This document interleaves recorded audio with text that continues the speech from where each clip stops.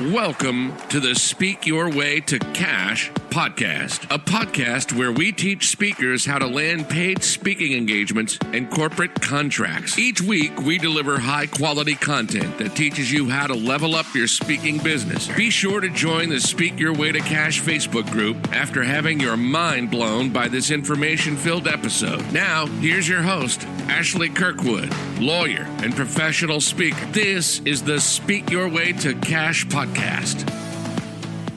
Hello. My name is Ashley Kirkwood. I'm the founder of Speak Your Way to Cash and Mobile General Counsel. People call me for two reasons. They want to make more money in their business through speaking and consulting and landing corporate contracts, or they are interested in protecting the money they've made with a strong legal strategy that's developed by my team at Mobile General Counsel. So those are the two reasons people call me. So I like to say, let me help you make some money in your business with corporate contracts, and then let the law firm I founded protect that money. Now, most of you all know, if you've been following me for a little bit, you know that I am in the midst of planning our 6th Speak Your Way to Cash live event. It's our 6th one. It's going to be the biggest one yet, the best one yet. I'm so excited about it. Many of you have already purchased your tickets.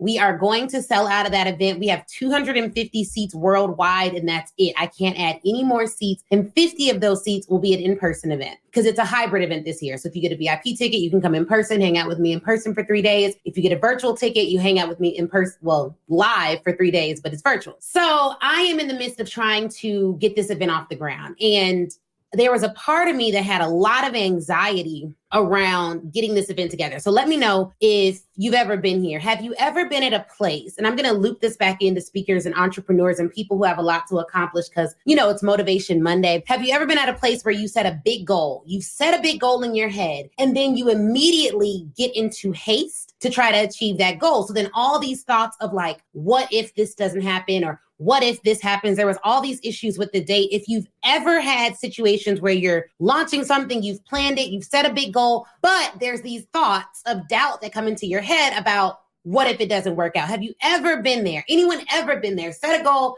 had a bit of worry or concern about making that goal come to pass. If you've ever been there, this is for you. And for speakers who are pitching and trying to get corporate clients, trying to sell to them, and you're not getting on sales calls, or when you do, they don't have a budget, or they can't immediately say yes, you start to get a little bit of anxiety, right? And so me launching my e-course, absolutely. Okay, so you've been there before. Now I started to get into this like spirit of haste, like everything was like, I gotta hurry up and do this, I gotta hurry up and do that, I gotta hurry up and do that. And what I wasn't doing was like working the plan that I'd set. Like I have a plan for how to do the event, how to market the event, how to make it the best event ever, but I wasn't letting time do its thing. I almost got into, really, honestly, a spirit of haste. It was like, how do I do this? How do I do that? How do I do this? And I praise God because the Holy Spirit really brought to my remembrance that I've been here before. I've been at a place where it didn't seem like the goal was going to come to pass. It didn't seem like I was qualified to get it done. It didn't seem like I would have the ability or the capability or the strength or the team or the support or the money to pull something off.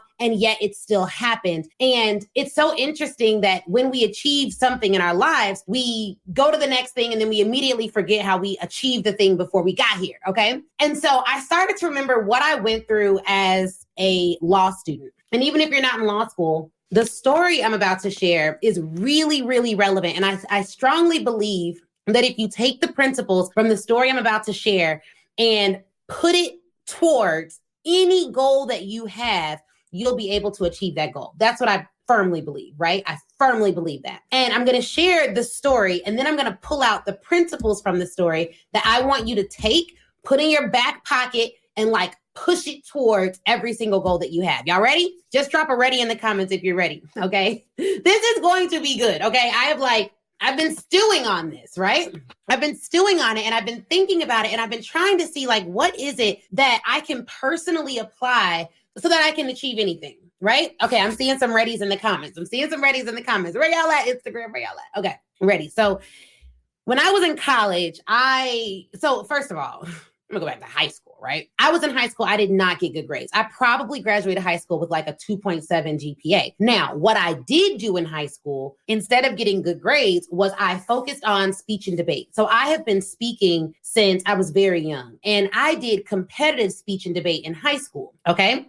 Stay with me. We're going to take this full circle. And when I did competitive speech and debate in high school, the wonderful thing about it was, although I wasn't achieving academically, I was focusing on my natural gifts. So I was resting on my natural gift and I was putting all this time and energy into that. And I was winning like national championships, traveling all across the world and beating people in speech and debate. Both of them. I was on both teams and I was the captain of the debate team while still doing competitive speech, and I did competitive theater. So I was really into performing even in high school. Now, what I thought was, okay, this is what I'm good at, but this isn't necessarily what I'm going to make a living in. And I want to stop right here because there's some of you that are not doing the thing that you're really good at, the thing that you're really, really called to, because everyone around you didn't see a way for you to make money with it. Anybody ever been there? Have you ever been like, man, this is what I'm great at, but everyone around me keeps saying I can't make money at this one thing. So they try to put my gift into a cup that makes sense. So of course, everyone is like, oh, you're great at speaking, you're great at debating. Oh, you should be a lawyer. But they never said you should be a speaker because a lot of people don't understand how to speak your way to cash. So what my family said, what my friends said, what everyone around me said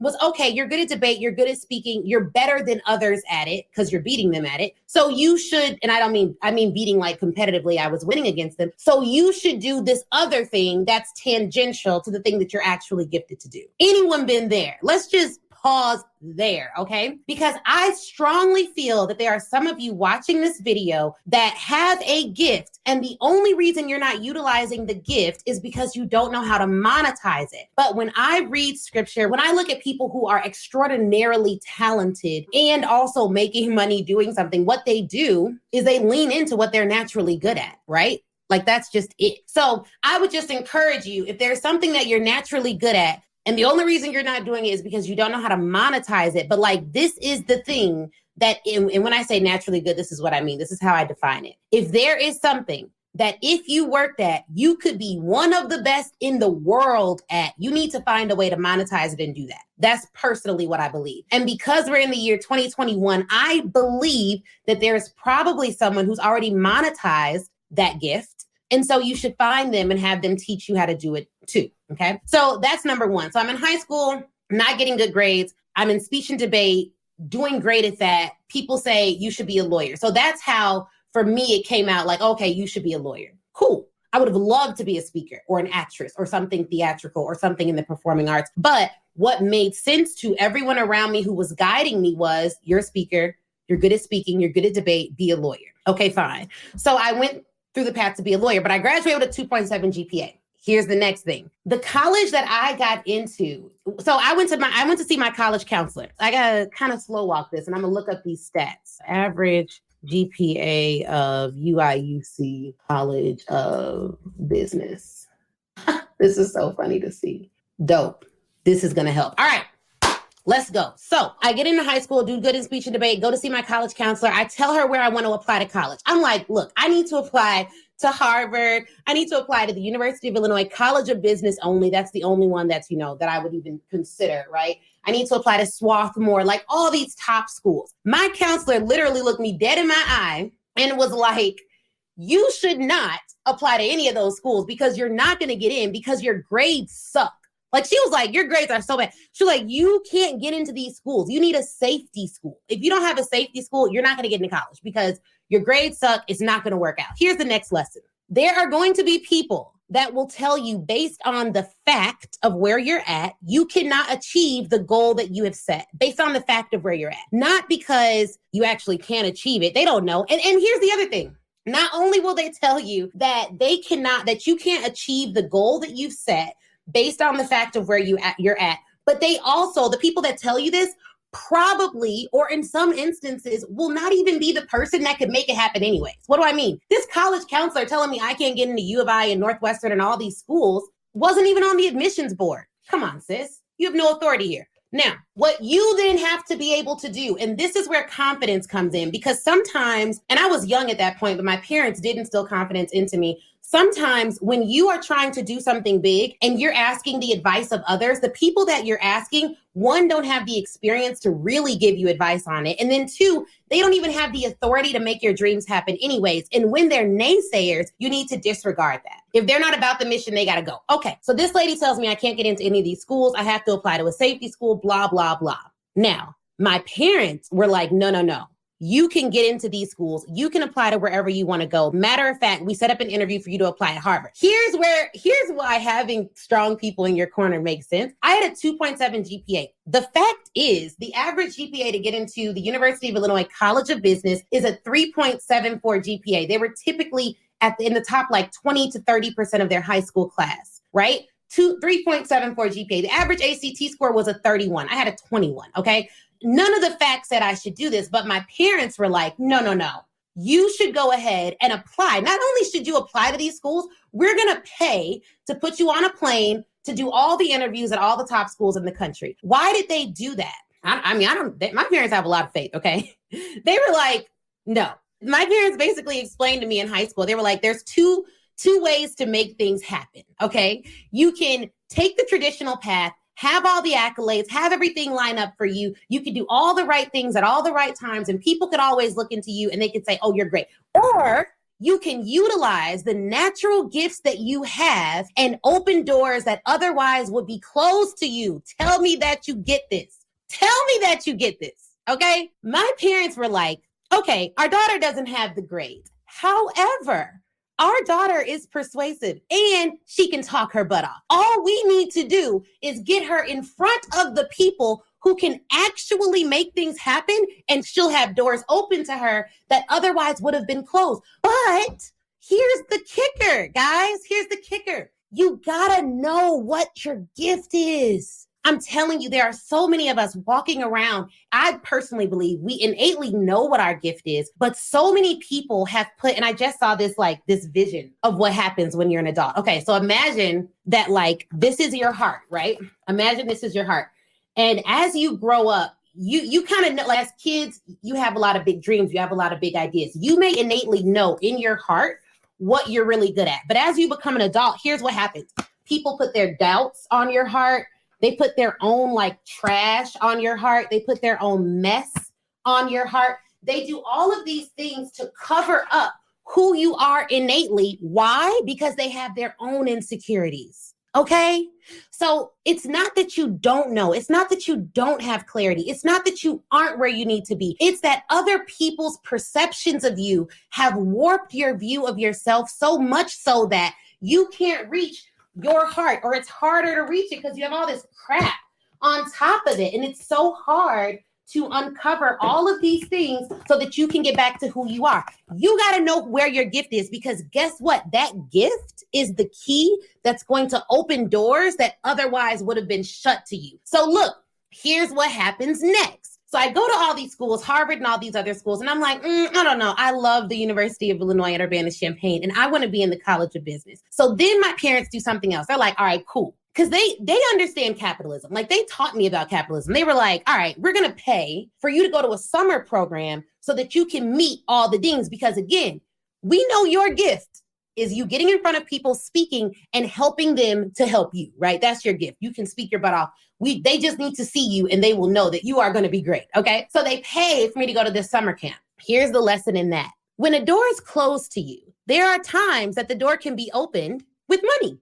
Okay, so you have to believe enough in your gift to put money behind it so that you can get in the rooms that you need to get in to be around the people you need to be around. Not all of us were born in families that can open doors for us with keys they already have. A lot of us have to start over. A lot of us have to get in rooms with other people who can believe in us so that they can make things happen for us. Guess what that takes? Money. Sometimes it takes money. They put money behind it. I don't know. It was I don't know, maybe $3,000 to $5,000 for me to go to this camp. But one thing my parents did is every summer they put me at a camp at a school that was like way higher than what my GPA warranted. So like I went to camps at Northwestern. I went to camps at Emory. I went to camps at the University of Illinois at Urbana-Champaign. And guess what? I graduated from Northwestern Law School. I graduated from the University of Illinois College of Business with that 2.1 high school GPA. I was able to do all of those things because guess what? They eventually paid to put me in environments where I could see myself there. I feel like there are people that diminish the value of environment. They diminish the value of environment. If this is good, if you're enjoying this, just put yes, yes in the comments, tag a friend, share it with a friend, because I believe that if you get these principles, if you listen to this, not just the story, but the principles behind it, it'll change your life and your perception, and you'll be ready to make some moves. Okay, back to the story. So they paid for me to go to that summer camp. Eventually, I only applied to one school, the University of Illinois at Urbana-Champaign College of Business. That was the only school that I applied to, and I applied early action. I had no backup plan. I did not have any safety schools that I applied to. And guess what? Some people will say that's foolish. Some people will say that doesn't make sense. But I knew for a fact that was where I was supposed to be. And I put all my eggs in one basket. And it worked out for me. I'm not saying you should do this. You got to operate at the level of faith that you're at. That's what my dad always says. Operate at the level of faith that you at. This is what I do. But operate, I believe that in doing that, I told God, I believe that it was going to happen. It was like, all right, this is for me. This is going to happen. And I went to that summer camp, made the connections, met the deans, did all of that stuff, and inevitably got into that school and graduated. Now, after getting into college, we had a similar situation. I was in college, did not have amazing grades, did really good at the things that I was really, really good at. Like I focused a lot on, I was the director of God is so perfect. Let me tell y'all why. God is so perfect. I was the director of student activities. Y'all want to know what my job was? This is going to trip y'all out if you know what I do now as Speak Your Way to Cash. My job in college at the University of Illinois was to manage one of the largest budgets on campus. It was to plan student programming for the 40,000 students on campus. That was my job. It was to get a budget of between $60,000 to $100,000, depending on the year, and hire speakers and performers for campus. It blows my mind. Why does that blow my mind? Because what do I do now at Speak Your Way to Cash? I teach speakers how to land paid speaking engagements all the way back in college. I was paying speakers on behalf of one of the largest universities in the country. So everything works out perfectly. Then while I was there, I also got on the SORF board, which managed the budget for the entire university. I had to be elected to get on that board, and I got on it. I had one of the highest votes. I don't even know how that happened. But I got on the SORF board at the University of Illinois, and I saw how budgetary meetings took place. So look, I've been speaking since in high school, traveling the world as a competitive speaker, went to college, hired other speakers, had budgets of $60,000 to $100,000, and then managed a multi-six-figure, seven-figure budget for the entire university and sat on the board that determined which students groups got funding. In college, I was 17 when I went to college. Okay? Just think about how, and this is why. And had I listened to that raggedy counselor, I don't know if she's raggedy, but okay, her advice was raggedy. Had I listened to her when she said I couldn't do it, how different would my path have been? And then guess what else? My husband went to the University of Illinois at Chicago. I did a semester abroad program where I took my final classes at the University of Illinois at Chicago. That's where I met my husband, who does what now? Now he works with Speak Your Way to Cash. And what do? We help y'all get paid, right? So it all works out. And this is why you have to focus. Someone said God is the chief recycler. Yes. Yo, it's so deep when you even think about the story in this context. So I go to college, do the same thing. I focus on what I'm good at. Grades are not really as important to my future. I interviewed well, worked at some of the top corporations in the country, got jobs, did all of that. No big deal, right? And then when it came to me applying for law school, I run into the same grade issue. It's like, man, still ain't got the grades. Almost didn't even graduate from college, right? Focusing too much, I would say, on student activities and everything else. But still, the dean at my college was like, we all know Ashley's going to be a lawyer. We just got to make sure she stays focused and graduates. Okay, cool. So I take a step back to take a step forward at this point. I graduate college and I take a job working for $25,000. I think it was like $25,880. It was low. Okay. And I was like the only person in the company who wasn't bilingual. Everyone around me spoke a different language. And it was obvious. Like they would have meetings in total Spanish. I was like, I don't even know what's going on here. Like I studied a little bit of Spanish, but I'm not fluent. It was crazy. I did not like the job, but I would show up every day to the job and I would do the job to the best of my ability. You know what else I would do? I would get to the job early and I would blast gospel music before they got there and I would pray over the office. Look, people ain't gonna mess up my environment, okay? I was going to get my $25,000 check. All right. So I do that, work this job, but it was flexible enough so that I could get into law school. But I was so discouraged, y'all. Let me tell you, I was so discouraged because I was working this job for this little bit of money and it was just so much going on. I was working this job for this little bit of money. I was discouraged. I didn't have any money. And this was like after I had worked other jobs for more money. So I felt like I was taking a step back. So my vision was getting blurry. I was around people that didn't support me. I was around people that didn't like me. The man that hired me at the job literally made me do several interviews for that $25,000 salary. I was like, this is bunk. This can't be my life. So you know what I had to do? I had to change my environment. Here's the thing. Some of you all are going to have to work in corporate for a little bit. There's nothing wrong with that. And while you're there, you should be getting every single thing you can get. It's not about who likes you. It's about who you can learn from. So for me, working there was amazing because guess what that job taught me? Oh man, God just dropped this in my spirit just now. That job taught me internet marketing. My job at that job was to convince thousands of people to sign up for this particular job website. It was to market the website specifically to the Black community. That's why they had me there. They all spoke Spanish. They didn't care. They could care less. They were like, look, she's Black. She can market this website to the Black community. I knew nothing about online internet marketing. I had to learn it on the fly. And this was in like 2011, 2012. So it wasn't a huge roadmap for it. So that job taught me internet marketing and it was a tech company. Okay. It taught me internet marketing. And what do I do now? Internet marketing. My company was virtual well before the pandemic, which is why we grew 400% during the pandemic. How perfect is it that I was preparing for a time such as this when I was making $25,000 a year feeling disrespected, but I didn't quit until I got the skill. Sometimes you leave corporate too soon because you haven't gotten the skill yet. You got to get the skill. Everything is purposed for you. You could be in a horrible job right now. And because you see it as a horrible job, you're missing all the lessons. You're missing all the gifts. And inevitably, parents come back into play because my dad used to tell me, them people are just paying you to learn. Mindset shift. I would be complaining about work or complaining about this. And he was like, that's not where you're going to be forever. Those people are just paying you to learn. That's it.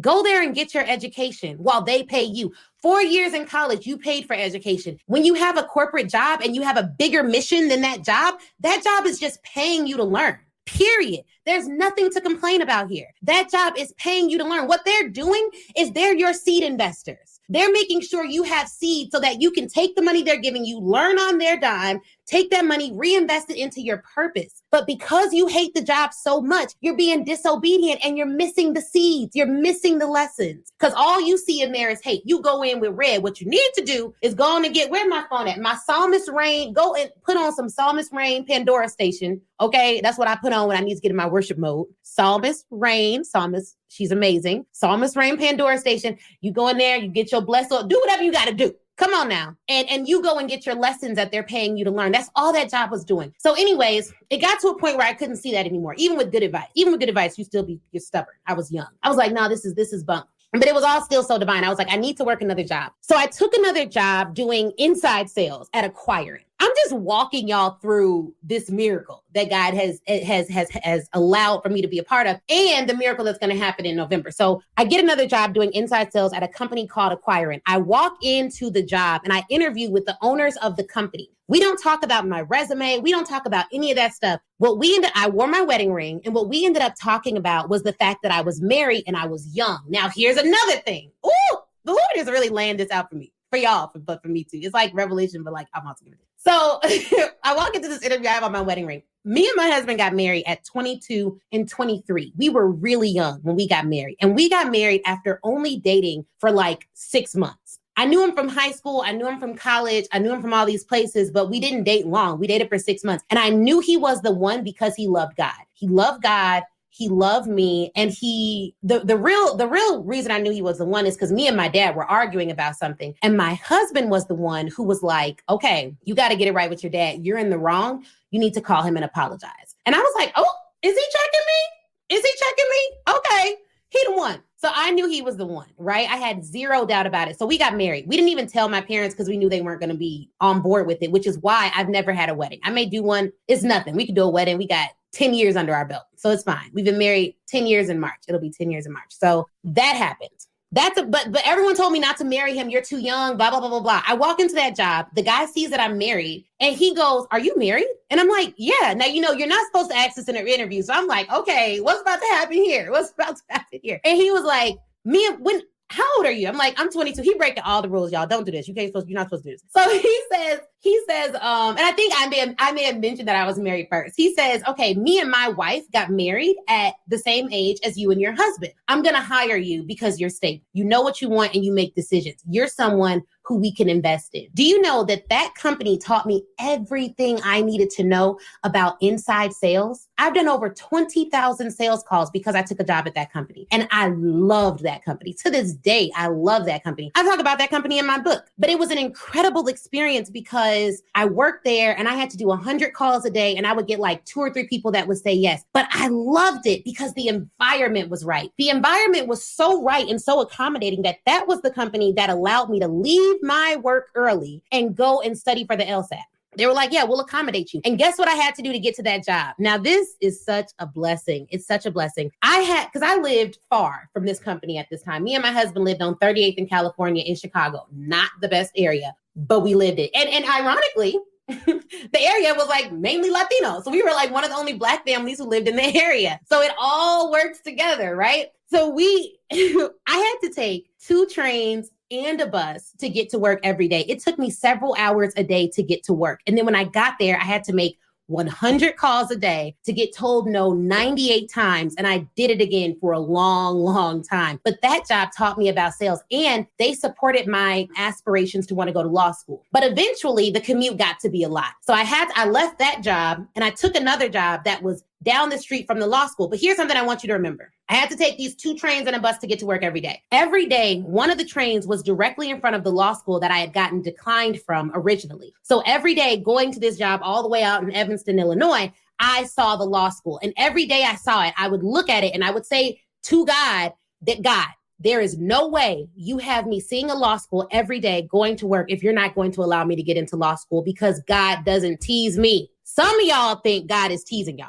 You think God allows you to come into contact with people like me who are making a good amount of money in business, landing 6-figure contracts, have clients doing it the same so that God can tease you. You still think that maybe it can't happen for me, but that's a faulty belief system on you and has nothing to do with him. The fact of the matter is in my life, God has never teased me. If I see something and I want it and I'm willing to walk towards it, he'll give me the supernatural insight to make it happen. He does not tease you. Okay. So if you're seeing someone succeeding, the emotion that you're feeling, you may be misclassifying it as jealousy when really it's just a sign. Yeah, you may want it, but if you really want it, you're going to put your feet behind it. Comparison is not a bad thing. That emotion of comparison isn't a bad thing. What you do with that emotion can be a bad thing. If you see someone else winning and you immediately distance yourself from their success, that can be a bad thing. But if you see someone winning and you're like, man, Ashley, she only 31. Oh man, I'm 31 too. Oh, she's younger than me. That means I definitely can do it. Oh, we're both Black women. Oh man, that means I can do it too. That's a good thing. Don't let people fool you. Everything you see on social media ain't cute. And everyone's saying oh, well, comparison is bad. Don't compare yourself to others, but know what to do with the emotion. Compare yourself in a positive light. If you have similarity with anyone that's successful, that should be driving you to be successful, not causing you to feel resentment and all those other emotions that don't serve you. Every emotion I got is meant to serve me. I was made perfectly and in his image. It's up to me to make sure that I do the right actions with the emotion. Okay. So back to the story. Go to this job. I'm close to the law school. I end up taking another job after that was literally down the street from the law school. Down the street. It was 5 minutes walking distance. And I was a consultant for car dealerships, again, teaching them how to sell stuff online. Also ironic because now I sell stuff online. So that was my job, right?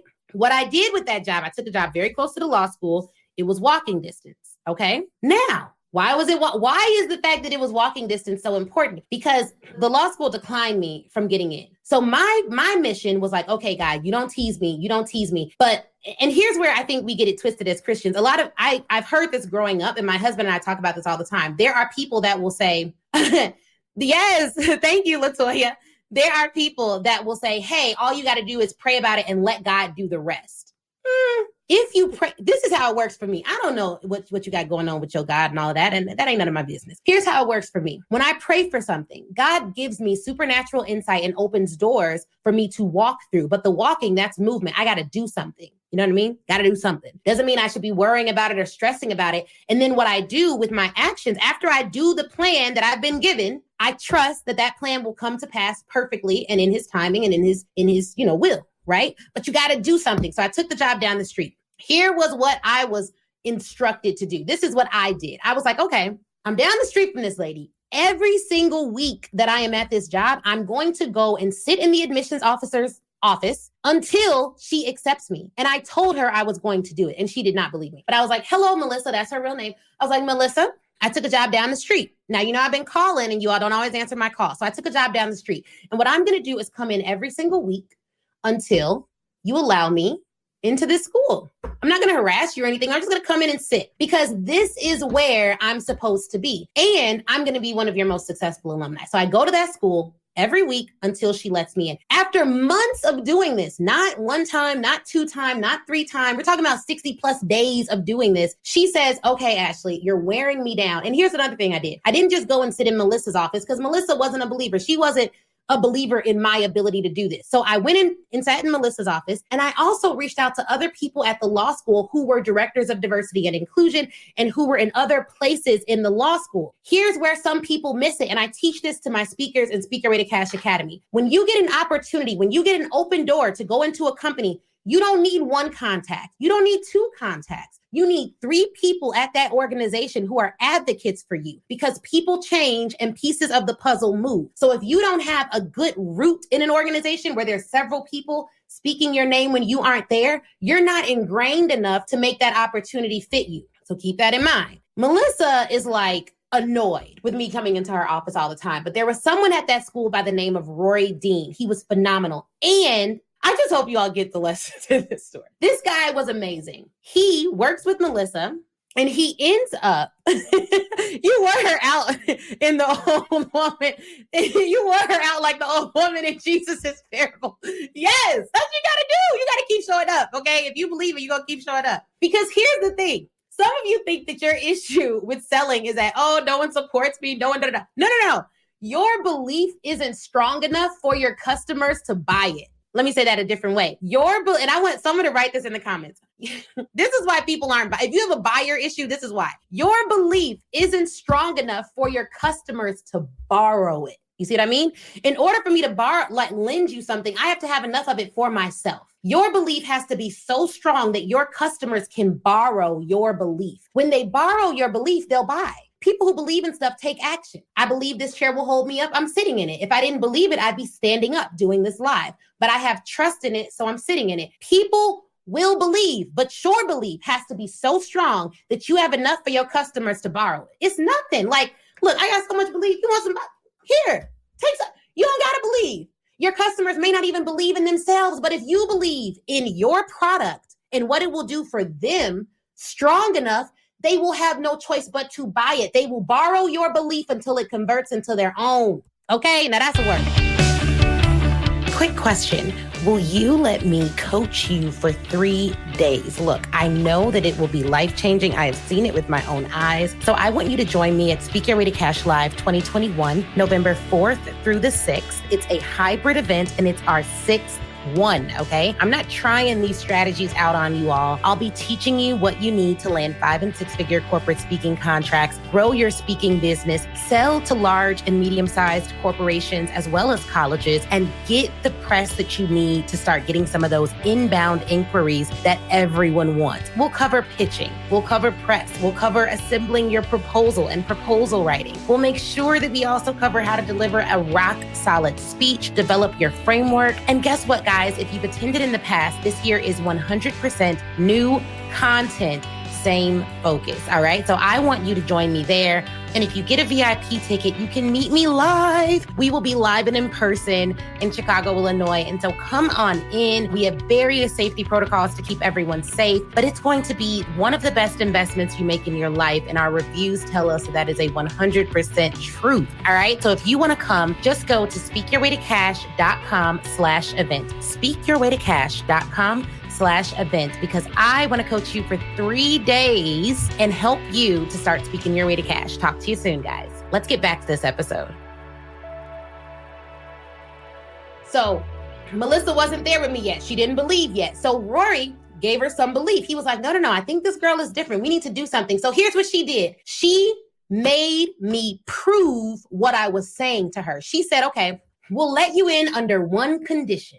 It's a lesson in this, y'all. Here was the condition that this woman let me in under. She let me in under one condition. The condition was this. She was like, we'll let you into law school if you pay $5,000. We talked about this. You're going to have to pay to access some opportunities. Some of you all ignore blessings because they have a price tag affixed to them. It's still a blessing, especially if you can physically make it happen for yourself. You know what I mean? If you got the money, you just don't want to spend it and you don't know. And no. It's still a blessing. She said I had to pay $5,000 to get into this program, and only 50% of people who get into this program go on to be successful in law school. So the program was like a trial period. And if you got over a 2.5 GPA in the program, you could go on and get into law school. And in fact, if you get the highest score in the program, they'll give you that little money you invested back and apply it towards your tuition. But here's the thing, 2.5 isn't very high. Listen to this, though. Only 50% of people who get into this program actually get a 2.5 GPA or better. It's a tough program, and I was working full time. So Melissa was like, this should get rid of her. What she thought was, and I don't know if she thought this, but what could have happened was, I could have seen it as like, oh no, I want full admission. I prayed for full admission, and this isn't exactly how I wanted it to happen. And this isn't exactly, and where am I going to get the money? But I was like, no. This is a sign. This is a sign. And some of you can't appropriately identify signs. Here's how you identify them. Does this opportunity get me closer to or further away from my ultimate goal? Somebody put that in the comments. I've been a mentor for 15 years and I have to believe for my kids enough for them to say, yes, that's so true. This is how you know something is a sign. Does it get you closer to or further away from my ultimate goal? If it gets you closer to it, take it as a sign and do what you got to do. So I go into this program and I sit in the front. I sit in the front purposefully because I didn't want to see what anyone behind me was doing. There are times in your life when you cannot afford to see what other people are doing. You have to be so focused on your goal that you sit as close to the win as possible. Listen to me on this. I'm telling you, there are people watching right now. I know it and I feel it in my bones that the only reason you aren't achieving is because you're too busy doing this. What's she doing? What he doing? What they doing? What they doing? What they doing? Let me look at this. Let me look at that. No. You have a mission in front of you. You know what you need to do. You know where you need to invest. You know the rooms you need to be in, but you're looking all around and you're getting confused because you're not in action. Once you start moving, clarity comes. Okay? Sit close enough to the win. Sit as close to the win as possible. So that's what I did, sat in the front. It's 60 people in this program. I end up getting the highest grade in that program, getting all my money back, got all A's in all the classes, asked a ton of questions, went to law school at John Marshall. But remember, my dream school from when I was like a kid, like in high school, was always Northwestern. The guy who got me into John Marshall, it wasn't really Melissa. She helped, right? But this guy named Rory was the one who got me in. That guy stayed at John Marshall long enough, literally my first full day of law school. I call him. He tells me, I'm so proud of you for getting all these grades. You're going to be amazing. You're going to do amazing, but I'm leaving the university today. It was like close to my first day at the school. And I cried. I was like, no, like, Rory, you helped me get in. And he was like, no, you got this. Some people are literally angels in your life, guys. And this is what I mean by, I made a post on Instagram that was like, you have to look at your past in a way that fuels your future. If you check this out. So Rory gets me in. I got to get through. Rory gets me in. Guess where Rory went to law school? Northwestern Law. Well, that was my ultimate dream school. So then I start to think, okay, God, I'm closer to my dream, but what I really want in my heart, before people put all the doubt, oh, you don't have good enough grades to get into Northwestern. You can't get into Northwestern. no, you're not smart enough. You can't. Before they put all that stuff on my heart, my dream school was Northwestern. Well, now Rory's gone. Okay, he's gone. He stayed there long enough for me to get in. Okay, the day I got in, he left, but he was like my guardian angel. I will always respect him. But guess where he went? Northwestern. What did I take that as? A sign. Rory believes in me. He went to Northwestern. So can I. So then I have a new goal. I'm like, all right, I'm here. And this is good, but it's not exactly what the vision that I saw. Because when I was in high school, my parents sent me to a summer camp in Northwestern and I fell in love with it. I was like, this is my school. Okay. I get into law school. And here's the message in that for some of you guys listening. There are some of you listening that are like, okay, I got a good job. I got a family. I got kids. I got the stuff I said I wanted, but there's still something missing. You need to go back to the ultimate goal. What do you really want? If you believe that anything could happen, what do you really want? Because that's going to be the thing. That's your guiding light. People talk about, I can't find my purpose. You need to look in your heart. And if you can't find your purpose, it's because there's too much stuff around your heart. You can't feel clearly. You can't see clearly. And there's probably too many people around you that aren't dreamers, that don't have vision. I have a shirt on today. Here comes this dreamer. Shout out to 316. Like, you have to look in your heart. So Rory leaves. I go to John Marshall. I'm like, okay, cool. I'm a transfer to Northwestern. Same thing happens again. People are like, no, you can't transfer to Northwestern from John Marshall. The school is ranked 180 out of 200. It's not a good law school. Northwestern is ranked 10 in the country. They've only taken like one person one time ever from here to transfer. And I was like, oh, whoa, hold up. They done messed up now. They done told me they took somebody before. Well, here comes comparison. Because I'm like, well, you mean they took somebody else who went from this law school? They was like, yeah, but it's only one person. I think it was a white guy. And it was, no. Stay focused. You mean to tell me that somebody who walked the same steps that I'm walking, who got into the same school as me, who breathes the same air as me, who had the same professors as me, transferred to Northwestern? That was all I needed. Listen to me on this. Sometimes there will be people that say, oh, this one girl did it, but like she had X, Y, and Z, and her parents were married and her husband supported her and blah, blah, blah, blah.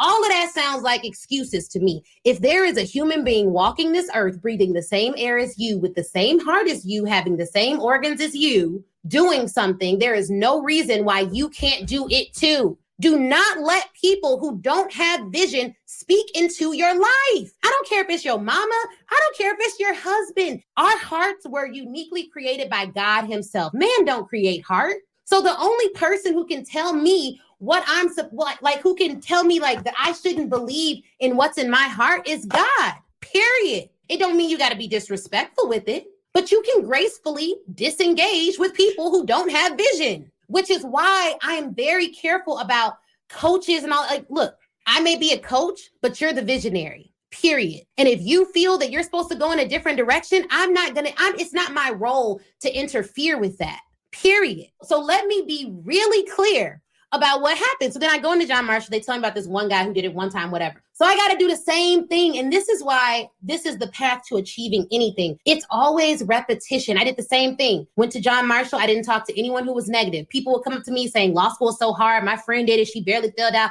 It took her 5 times to pass the bar. I'm not listening to you. God bless your friend. That ain't my life. That ain't my story. They were like, how do you like law school? Every time someone asked me, I said, I loved it. They were like, oh, well, I never met anyone who loves law school. That's so weird. Lawyers are so unhappy. It's not my lot. That's not for me. I'm not supposed to be unhappy. I love it. Here's the other thing. The secret to doing really well at something, to going above and beyond at something, is that you love it. Is that you like it so much that you love it. Okay?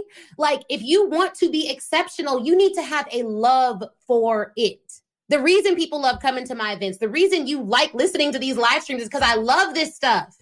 Like, I wake up thinking about this stuff. I'm excited by this. If you don't love what you're doing, you're not doing what's in your heart. And if you're not doing what's in your heart, all that money you want to make, it's going to be either hard to make or it's not coming because you don't love it enough to put in the work you have to put in to be excellent at it. All right. So here's the thing. I was like, I love law school. I'm going to do this. I got with 1 or 2 friends of mine who were like me, who were like, all right, yeah, we're getting all A's. I don't care what they're talking about. We're getting all me. I had 3 friends, 3.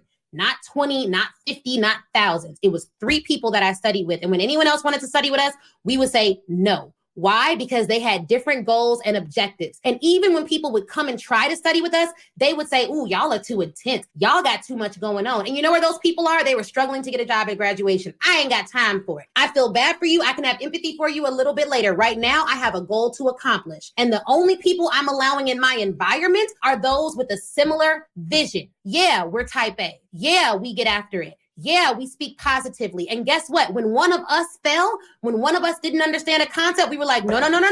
The vision is that all of us get all A's and all of us transfer to top law schools and all of us make multi-six figures upon graduating law school. Those three friends, all of us got the grades. All of us transferred to a top tier law school. All of us made $190,000 upon graduating law school. All three of us. Why?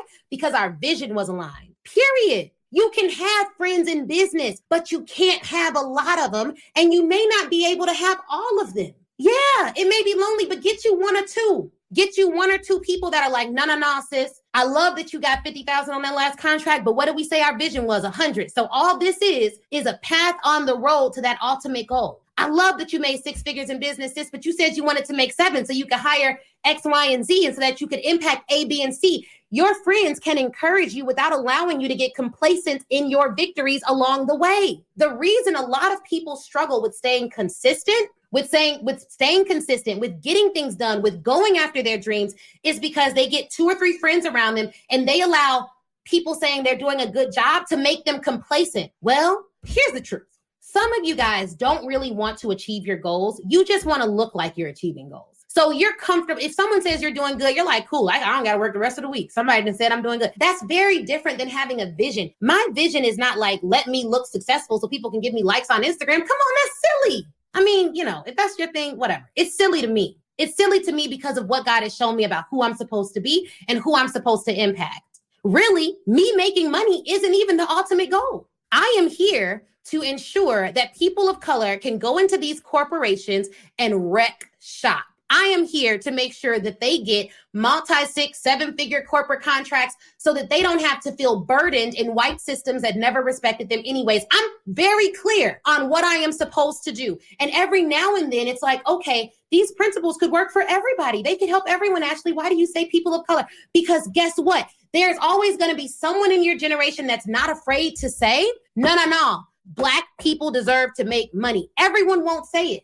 But if you're one of the people who's not afraid to speak up and speak out and say what people deserve, then I think that you are uniquely qualified to help other people get to something that they might not have otherwise gotten to. I'm bold. Ain't no way God made me this bold for me to just get me some money. Come on. Who does that help? Me? Christelle? Yeah, but I mean, come on. That's not a big enough vision to wake you up every morning and keep you in the fight. It's just not. So get clear on that vision. Get clear on that vision, okay? So taking it back, go to John Marshall with my 3 homies. We all get straight A's. Me and my one girlfriend got the same grades down to the minuses. Like we got A's and we both got the same A minus. Like we was in sync, okay? Then we transferred. I transferred to Northwestern Law School. And then the Holy Spirit placed it on my heart to write a book about how we did it. Because guess what? Let me tell you this. Some of you guys, despite the fact that you have to work so hard at something, that you have to put in so much work, that it doesn't come easy, that you have to write a list, that you have to make a standard operating procedure for it, that you have to do all these things, that you have to go and talk to somebody else, that you have to go and write the vision down, that you have to fall off the horse, get on the horse. Let me tell you why you have to do that. Listen in. If this is you, you're someone that has to work harder at things than other people, that it doesn't come easy to, that you're like wrestling with some things every now and then, listen in. I got something for you right now. The reason you have to take things step by step, and the reason why God won't even allow you to skip a step is because you're going to have to write the manual for someone else. The beauty of generational wealth and generational knowledge and the transfer is that when you do it step by step and you can document what you've done, other people who come behind you can follow that script and they can make their own script and they can add to your vision so that people who come behind them get further. A lot of people want to skip the line, but let me tell you something, skipping the line is selfish. It's selfish. I feel this so hard. Skipping the line is selfish. When you skip the line, you can't give anyone the playbook. That's why all these coaches who you see online and they're like, oh, I made $1 million. And you ask them step by step how to do it. They don't know. They skip the line. Great for them, not great for generations. It doesn't mean you don't work hard. It doesn't mean you don't work smart. But what I'm saying is do not despise the fact that you have had to create a playbook because playbooks help teams. Do you hear me? You are not just here for you. You're here to help the team. So yeah, it's going to feel a little bit more laborious. It may not look like laptop lifestyle. It may not look like that. And you'll have time to rest and rejuvenate and all of that because God is perfect and he does not allow you to burn out when you have a vision. You may feel like it. That means you got to take a rest, right? He rested on the seventh day. He gave us a script for how to do this. So skipping the line is selfish. It's great for you. It's not great for generations. If you have a playbook, write it.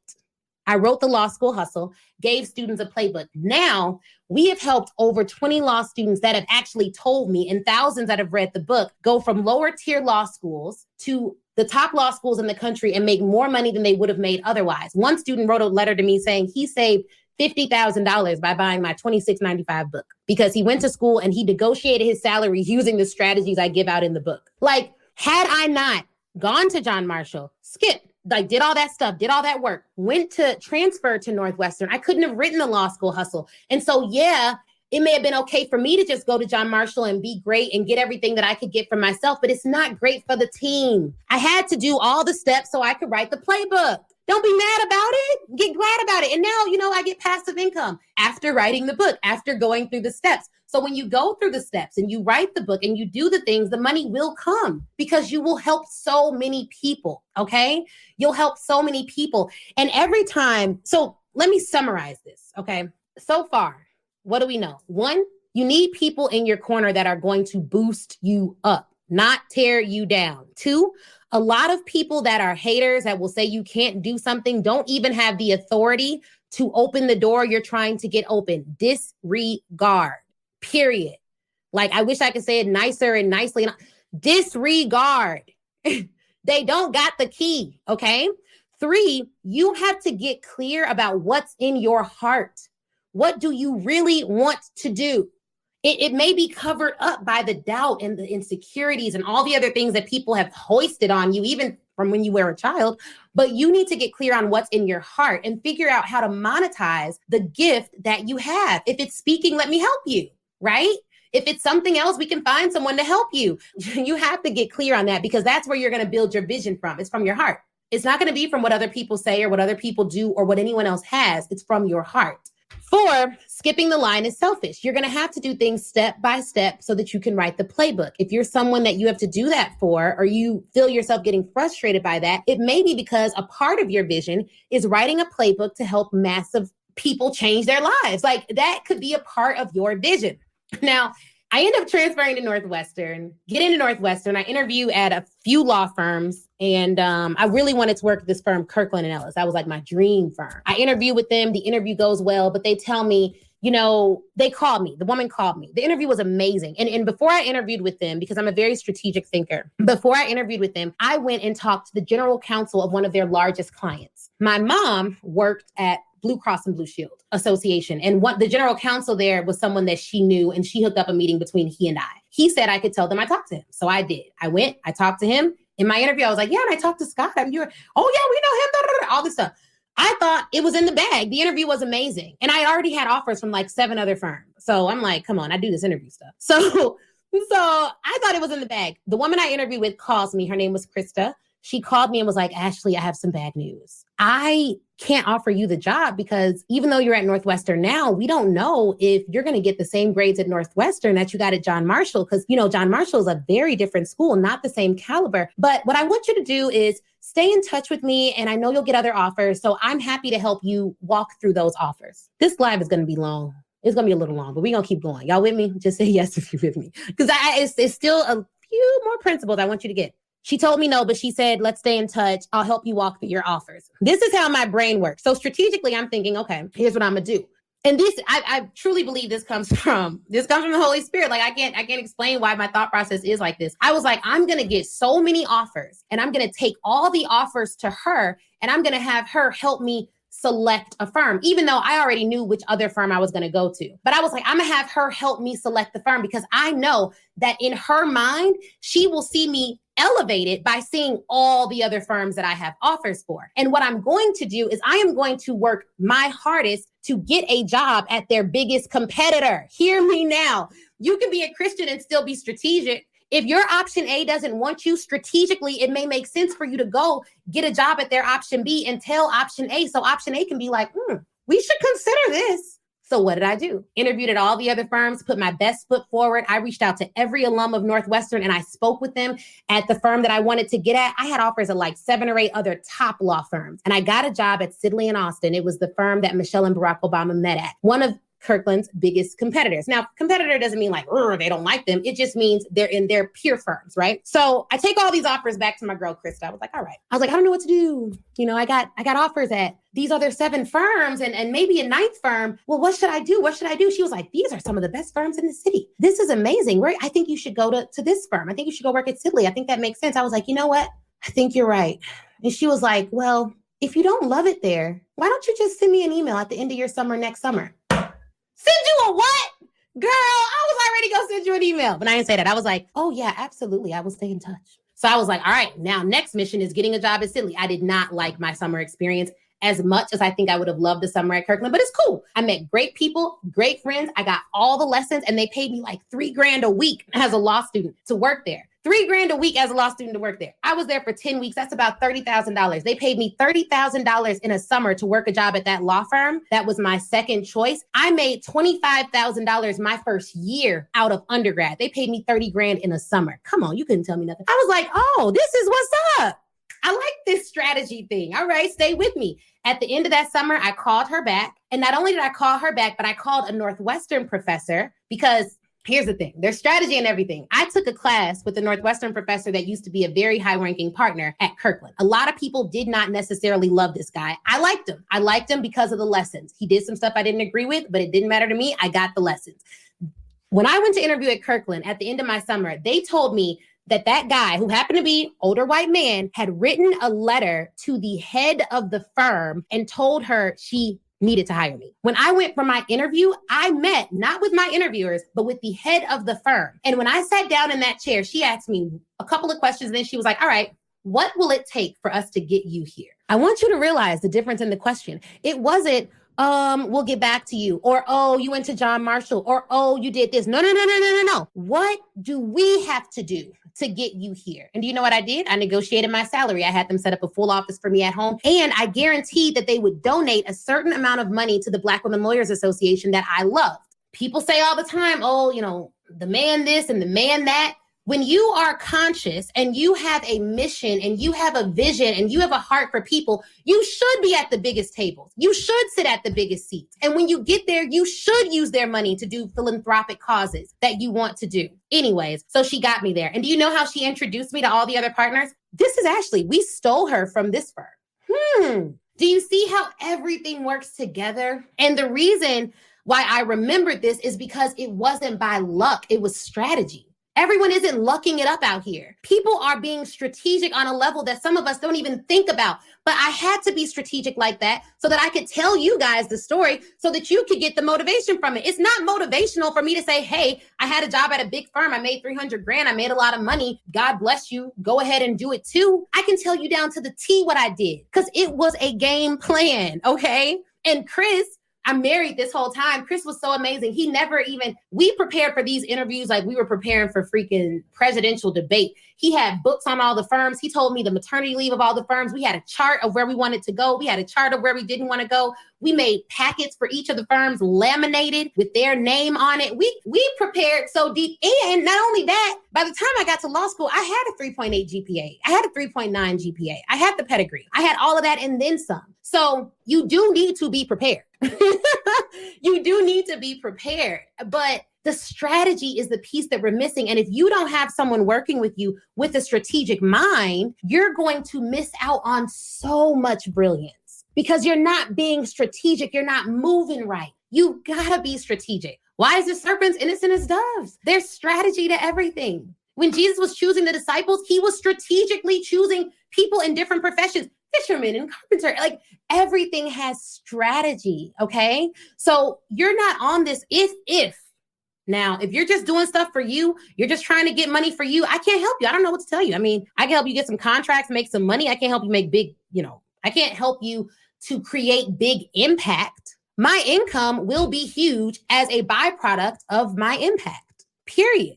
Okay. The fact of the matter is, your income will be huge as a byproduct of your impact, but without strategy, you're not going to make it. So let me tell you some things. I want to recap some things. Went to Kirkland, did a great job there, ended up going to the other firm. I negotiated a $100,000 raise at the other firm. That's how I got to the $300,000 salary. And then I leave and start my own companies, teaching y'all all this strategy. This is going to be like my longest live today. But look, I hope you all are getting something from this. If you're getting any gems, just drop gem in the comments. All right. So here's a byproduct. Some things that I did when it got tough. This is your roadmap. Now I'm going to give you guys the roadmap. Number one, you need to write the vision and make it plain. Now, here's where a lot of people miss it. They write the vision. They write the vision, meaning they write down like, I want to make X amount of dollars. Okay, whatever.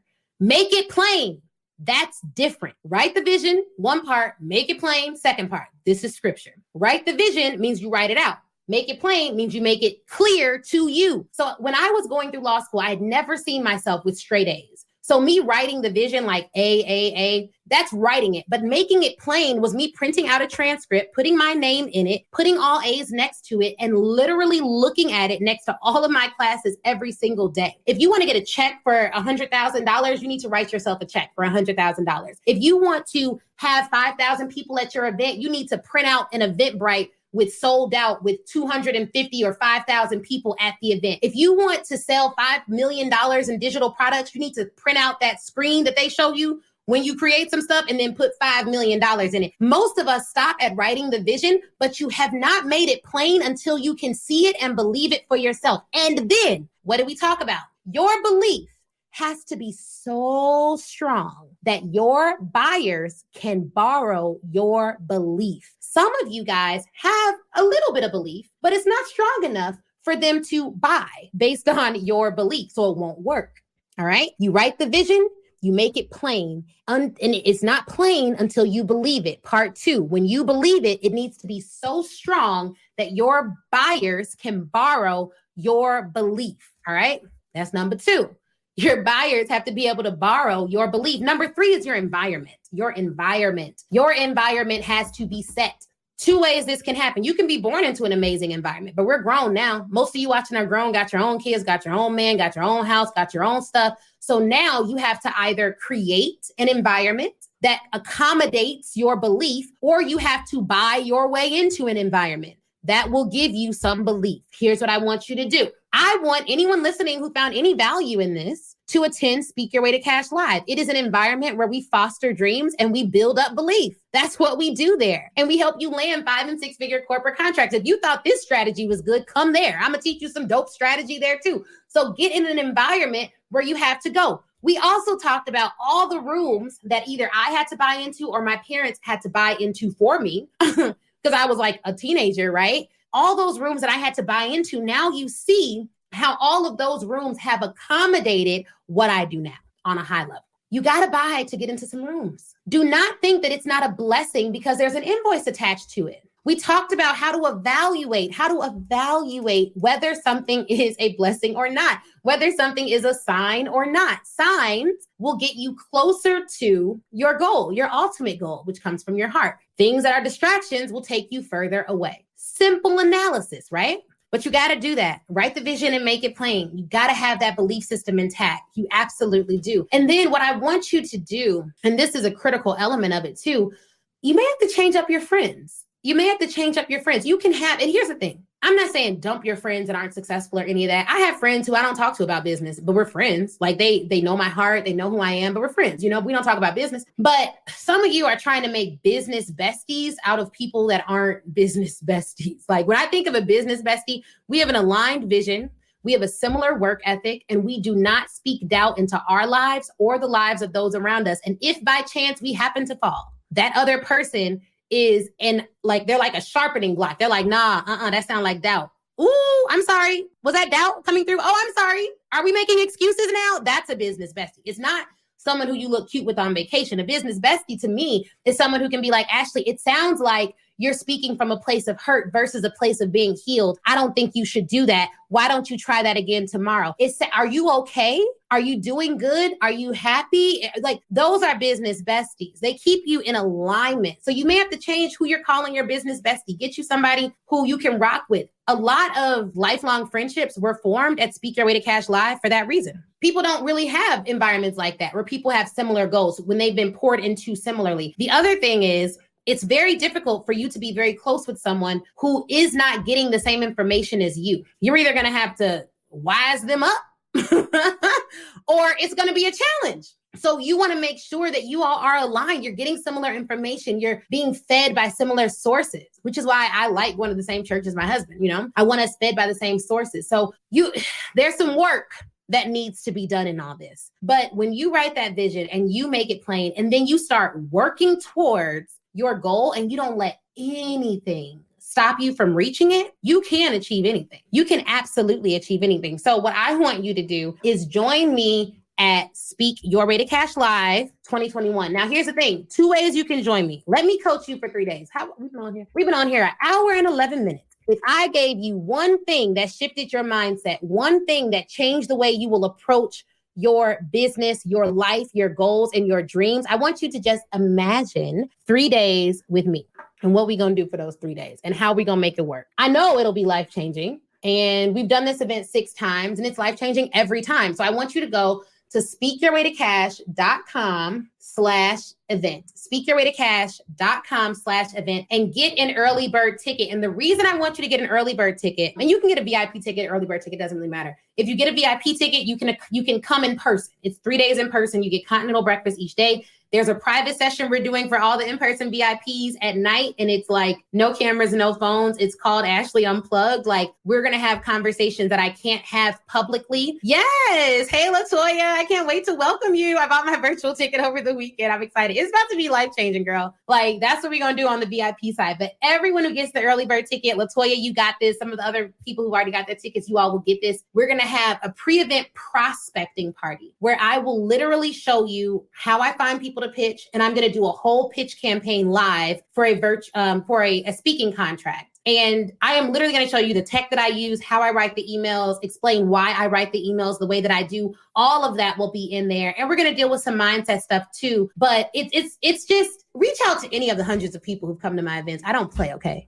I do not play. It's going to be off the chain. Best money ever spent. Best event you've been to. It's just going to be incredible. So get your ticket there, because that's the environment you're going to want to be in. We have a dreamer's den, a language lab. We're going to unearth some of those belief systems that have been holding you back, some of those limiting beliefs. And then we're going to talk strategy, nuts and bolts. How do you do this stuff? What do you need to implement? It will be life-changing and off the chain. So I'm just excited. I want to welcome you there. I cannot wait for you to be there. Share this video with anyone who needs encouragement. Hopefully, my story was encouraging to you. Do me a favor, drop your biggest takeaway from this live in the comments, because I want to see what you all take away with. And then also drop your biggest takeaway and what you're going to do today to start making your dreams come true. It sounds good, like, oh, make your dreams come true. No.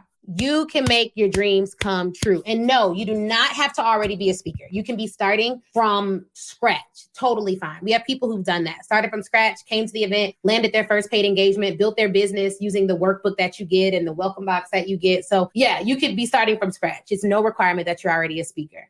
And literally the exercise that I talked about, writing the vision, making it plain, I had a student in the academy do that exercise. She wrote a check for $100,000 like 4 or 5 weeks ago and posted in the group a couple weeks ago. She landed a $111,000 contract. And I tagged her in the post where she wrote the check to herself. And she was like, thank you so much for bringing this to my remembrance. I'm telling you, like, the strategies that we teach, the level at which we deal with mindset is stuff that if you get it, when you get it, will change your life. So go click secure your seat on the website there. You'll put in your information. And then after you do that, you'll be able to go ahead and just like, after you go ahead and do that, you'll be able to go ahead and just get your ticket. Okay. So it's going to be good. Really good. Really good. So I'm excited to share it with you guys. And I hope to see a lot of you there. Hopefully this video was helpful to you. It was really put on my heart to do it. I literally changed the topic like 20 minutes before going live. So I know that it was meant for me to do this topic. Tag a entrepreneur, speaker, consultant, coach, thought leader, someone who has big dreams, may feel stuck, or has big dreams and doesn't feel stuck and just wants to take it to the next level. I specialize in helping winners win more. You're already winning. You're already successful. You already have everything that you need. I'm helping you massage it, package it, bring it out to the world in a way that they can be prepared to buy it. So yeah, I will see you guys in November. And I am very, very, very excited for the week that you're going to have. It's going to be incredible. Let me know. Let me know like the miracles that come out of this week, because I know there's going to be some. All right, y'all. Share, tag, help us spread this message to the masses. And I'll see you in November. All right. Wasn't that interview amazing? If you're anything like me, you have pages full of notes. But here's the thing. Before you head out, I want you to go to facebook.com and join the Speak Your Way to Cash Facebook group. That is where I am. That's where a ton of other speakers are, a ton of other people who listen to the show. We all congregate there and chat. And it's 100% free. Now, if you're ready to take your speaking career to the next level, I have 2 ways for you to do that. One, you can go to ashleynicolekirkwood.com/SYWTC live replay and pick up the live replay. That training is 7 modules, chock full of information. It's crazy. Go over there, read all about it.